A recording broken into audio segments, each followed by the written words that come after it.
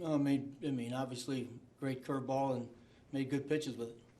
When you, overall, but tonight, the same way, when you're trying to manage a bullpen, how much more difficult is it when you've really only had, 2-3 guys consistently be able to deliver for you on a night-in, night-out basis? Well, you guys even brought it up before the game today about the importance of making sure we don't overdo it down there. And so before the game today, we decided that Jerry was going to get a day, that Seawald was going to get a day. They've been used quite a bit. So we got to the seventh inning. We thought, hey, this is, Fernando's the guy to bring in right now and get us to the eighth, where we'll kind of mix and match in the eighth inning. 2 outs and nobody on. All of a sudden, as we've seen before, all of a sudden they lost command and then they got fatigued, as you saw. Velocity went down, dropped quite a bit. So we thought we'd go to a fresh arm and just didn't get it done. Matt? With Gazelman, he was only at 84 pitches, so deciding to take him out of the game, I guess what was your point? Man, I knew that was going to get brought up. It's the same thing. This kid has really been struggling. At times you want him to leave with a good feeling, and he gave us 6 good innings, and we just said, hey, look, he did exactly what we were hoping he'd do it tonight and get us to that point. You send him out, he gets in trouble, you got to go to Salas anyway. So we just said, let's just start the inning, and he's done his job. Mark? Just in general, how frustrating has it been just trying to manage through it? Because you mentioned like Seawald and Blevins, you used him yesterday, so you don't have him today. What's that challenge been like, and how tough is it to see some of the outcomes that have come from some of those decisions?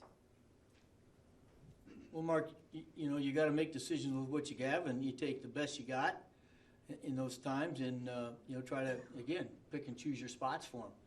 But ultimately, you look at the job Fernando did last night, and you think and he gets 2 easy outs tonight, and figured he's only got to get one of the next couple of guys, and things are going to be okay. And he just the 2 base on balls hurt. So,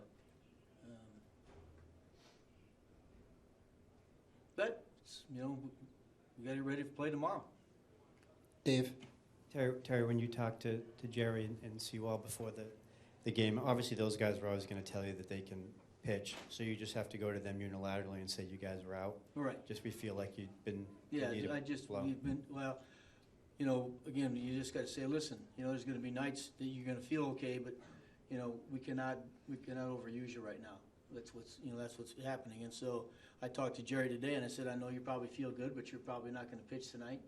And I know Ricky talked to Paul and said, look, we're going to make sure you're ready for tomorrow. And so, again, it is what it is.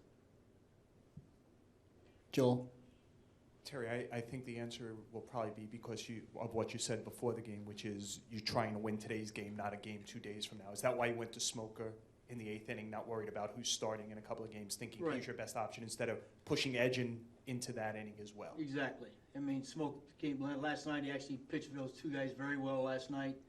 So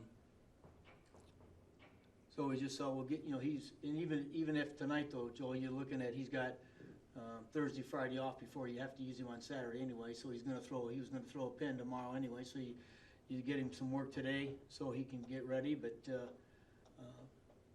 it wasn't a place where you could go to Montero, because if you get back and you tie the game, you got to have somebody to give you some length at the end, and so that had to be him.